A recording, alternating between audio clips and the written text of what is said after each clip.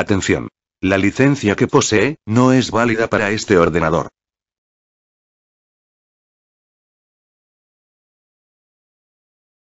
Marie Delpine Lalaurie nació en 1775 en Luisiana, y vivió la opulenta vida de la clase alta del sur de los Estados Unidos hasta el 10 de abril de 1834, cuando su elegante casa en la Royal Street se incendió, y un grupo de rescatistas hizo un descubrimiento que alarmó incluso a la racista y cruel sociedad del sur de los Estados Unidos. Como toda familia de dinero en su tiempo, los Lalauries poseían esclavos para atender su lujosa mansión en Royal Street, en el centro de Nueva Orleans. De acuerdo a algunos historiadores, Lalaurie era amable con los negros en público y siempre se preocupaba por la salud de sus esclavos, mientras que los visitantes a la mansión decían que sus esclavos se veían demacrados y miserables.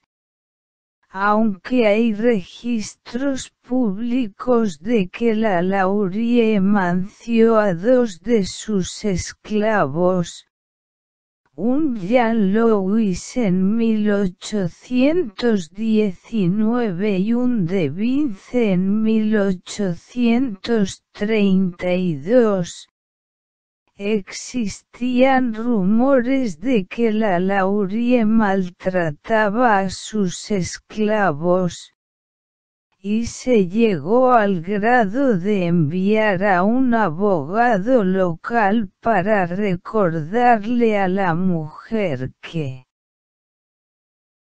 existían leyes que debían seguirse si se poseían esclavos. Aunque en su visita, el abogado no encontró evidencia alguna de malos tratos o crueldad contra los esclavos por parte de la socialite.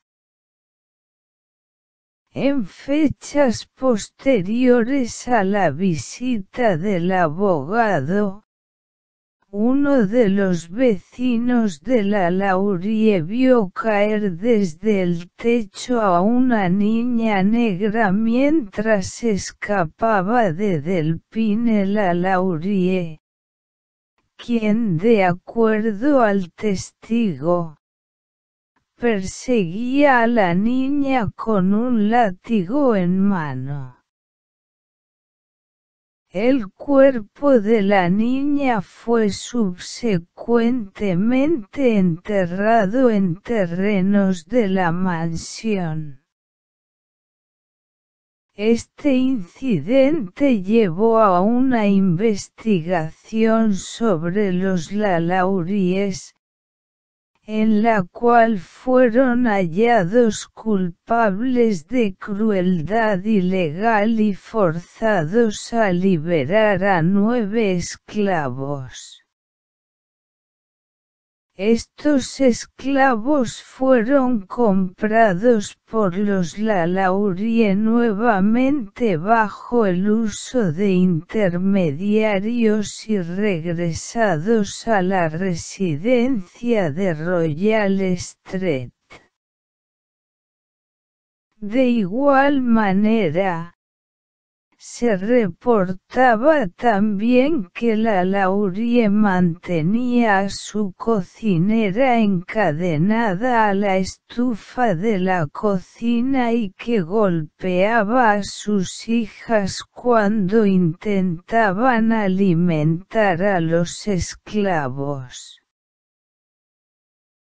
El 10 de abril de 1834, la residencia La Laurie se incendió bajo circunstancias sospechosas, y si bien los rescatistas y peatones intentaban entrar a los aposentos de los esclavos para asegurarse de que todos los habitantes habían salido, los La Laurie se negaron a dejarlos acceder.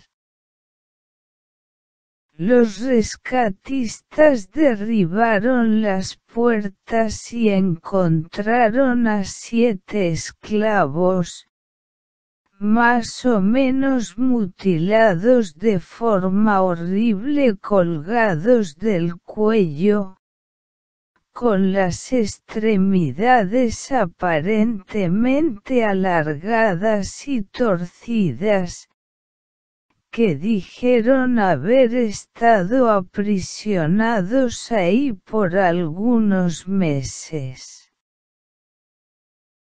Uno de los que entraron al lugar fue el juez Gianfranco Iscanonge, que subsecuentemente dijo haber hallado en la mansión a una negra usando un collar de hierro, y una vieja negra que tenía una herida profunda en la cabeza y que estaba demasiado débil como para caminar.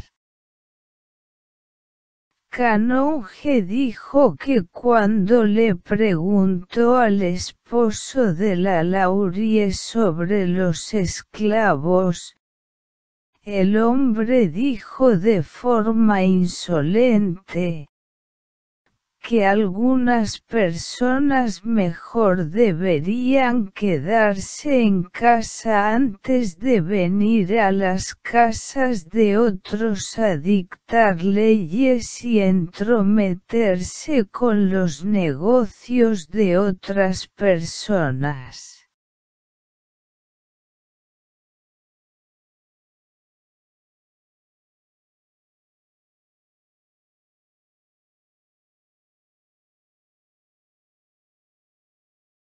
Otra versión de la historia que circuló en los medios durante 1836 clama que el fuego fue iniciado deliberadamente por la cocinera de La Laurie para llamar atención respecto a los esclavos, y añadía que estos estaban emaciados, mostraban rastros de haber sido despellejados a latigazos, estaban encadenados y usaban collares con púas de hierro que mantenían sus cabezas en una posición estática. Cuando el descubrimiento de los esclavos torturados se hizo conocido, una muchedumbre de ciudadanos locales atacó la residencia La Laurie y demolieron y destruyeron todo lo que podían tocar. Un sheriff y sus oficiales fueron requeridos para dispersar a la multitud, y cuando ésta se fue, La propiedad en Royal Street había sido dañada de forma considerable, dejando apenas algo más que las paredes. Los esclavos torturados fueron llevados a una cárcel local, donde la gente podía verlos de forma libre. El BE de Nueva Orleans reportó que para el 12 de abril, 4.000 personas habían visto a los esclavos torturados para convencerse a sí mismos de su sufrimiento. El Sol de Pittsfield, citando al Advertiser de Nueva Orleans y escribiendo varias semanas luego de la evacuación de los esclavos de la Laurie, decía que 2 de los esclavos habían muerto desde el rescate y añadieron: entendemos que al excavar el patio, se han desenterrado cadáveres y que en los terrenos de la mansión se descubrieron otros, en particular uno de un niño. En un libro de 1838 se da una cifra de 2 cuerpos desenterrados, incluyendo el del niño.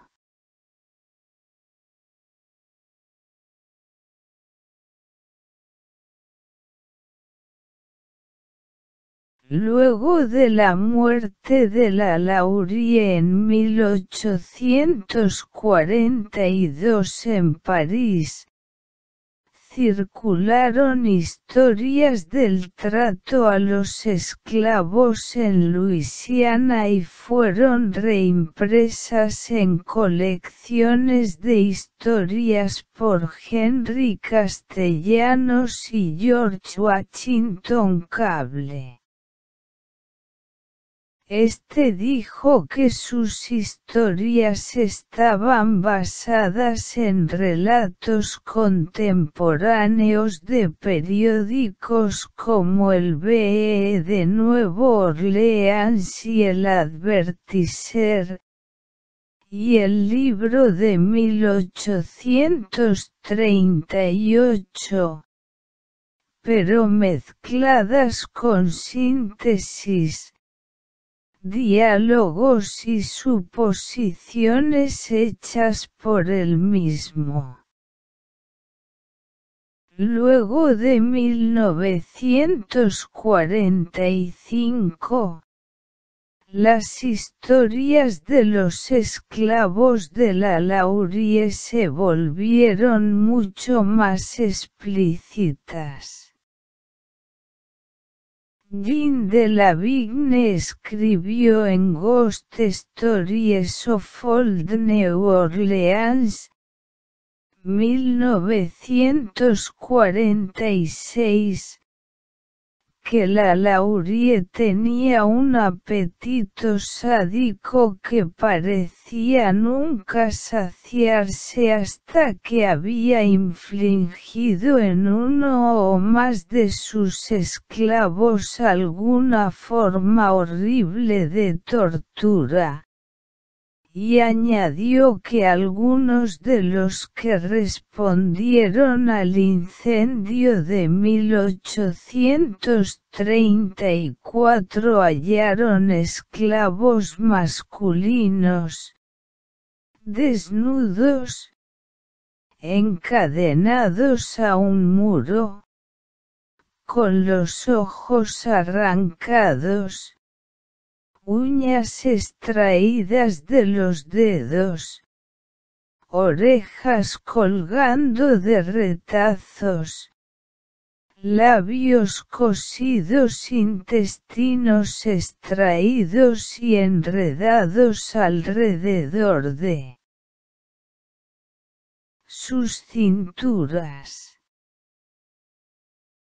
Tenían agujeros en los cráneos, donde se introducían varas para remover los cerebros.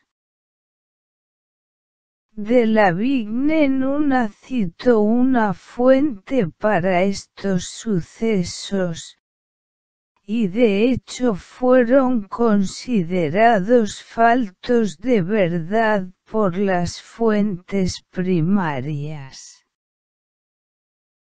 La historia fue aún más embellecida en Journey into Darkness, Ghosts and Vampires of New Orleans, 1998, por Kalila Katerina Smith, la operadora de un negocio de tours de fantasmas de Nueva Orleans.